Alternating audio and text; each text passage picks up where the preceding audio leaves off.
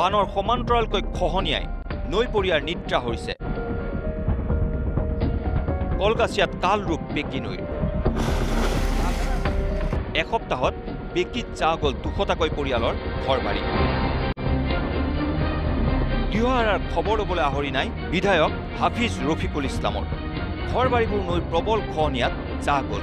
এতিয়া নৈত বিলীন হোৱাৰ উপক্ৰম কাউৰজাজি প্ৰাথমিক বিদ্যালয় আৰু মছজিদটো।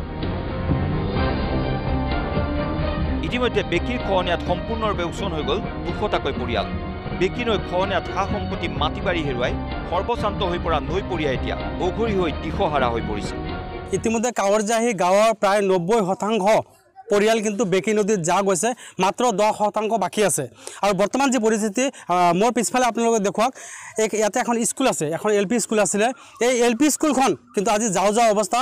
LP স্কুলৰ যিখন বাউণ্ডেৰী ৱাল ইতিমধ্যে কিন্তু বেকী নদীত যা গৈছে।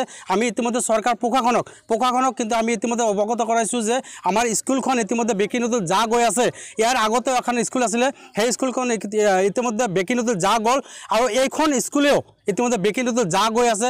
চৰকাৰ প্ৰশাসনক অনুৰোধ জনোৱাৰ পিছতো কিন্তু তেনেকুৱা কোনো ধৰণৰ কাণসাৰ আমি দেখিবলৈ পোৱা নাই। জনিয়া সমষ্টিৰ অন্তৰ্গত কাউৰজাহি অঞ্চলত ৰাইজ সৰ্বশান্ত হোৱাৰ পিছতো বিধায়কৰ আহৰিয়েই নহ'ল খবৰ ল'বলৈ। বিধায়ক হাফিজ ৰফিকুল ইছলামে ৰাইজক ভোট আহিলেহে মনত পেলায়। এতিয়া নিৰ্বাচনো নাই, সেই জনপ্ৰতিনিধিৰো দেখা সাক্ষাৎ নাই।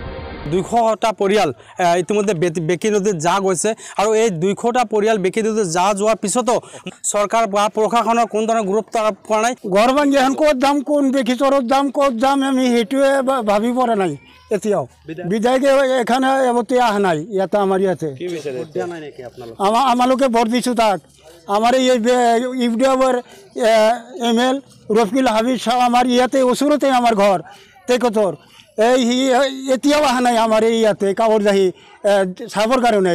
ইমান আজি 2-3 বছৰ ধৰি গৰাখহনীয়া হৈছে, সি নাহে আমাৰ ইয়াতে। ৰাজ্যৰ নৈ পৰিয়াৰ বিলৈ বিপত্তিবোৰ আমাৰ একাংশ জনপ্ৰতিনিধিৰ বাবে ভাতৰ লগত পানী খোৱাৰ দৰেই। খহনীয়াই হওক অথবা বান বিভীষিকাই হওক, একাংশই দূৰতে থাকি ৰং চাই খুবেই আমোদ পায়। ভোট আহিলেহে প্ৰয়োজন, ভোট গ'লেই বিসৰ্জন। কলগাছিয়াৰ পৰা সাহিত্য সিন, নিউজ লাইভ।